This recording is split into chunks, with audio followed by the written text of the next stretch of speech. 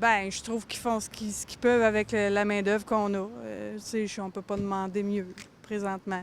Les réactions citoyennes sont mitigées quant au déneigement cette année, mais la plupart des gens rencontrés à Val-d'Or sont satisfaits et surtout compréhensifs. En général, là, moi, j'ai pas à moi à dire. Tout ça va bien. Ça déborde partout. C'est certain que peut-être qu'ils ne sont pas outillés pour répondre aux besoins. Ben moi, je me trouve chanceux parce qu'on a de la place pour mettre la neige.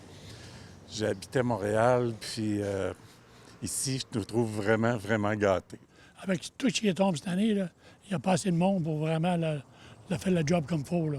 La ville de Rouyn-Noranda n'était pas disponible pour répondre à nos questions vendredi, mais à Val-d'Or, on assure que c'est un hiver relativement normal, même si la ville estime que les services de déneigement ont été plus sollicités que l'an dernier. La seule différence, c'est peut-être qu'il y a souvent de la neige. Alors, on est tout le temps en opération de déneigement, ce qui fait que parfois, bien, c'est sûr qu'il va peut-être avoir de la neige qui va rester accumulée au centre de la rue un peu plus longtemps. Pas souvent, mais parfois.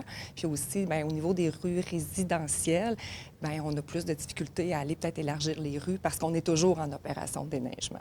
Déneige Pro, qui œuvre à du déneigement commercial et résidentiel à Val-d'Or, soutient que l'enjeu cet hiver, c'est les rafales de neige occasionnées par le vent. Suite après une tempête de neige, même s'il ne neige pas, le lendemain, on se ramasse avec des cours qui sont enneigés comme ça n'avait jamais passé.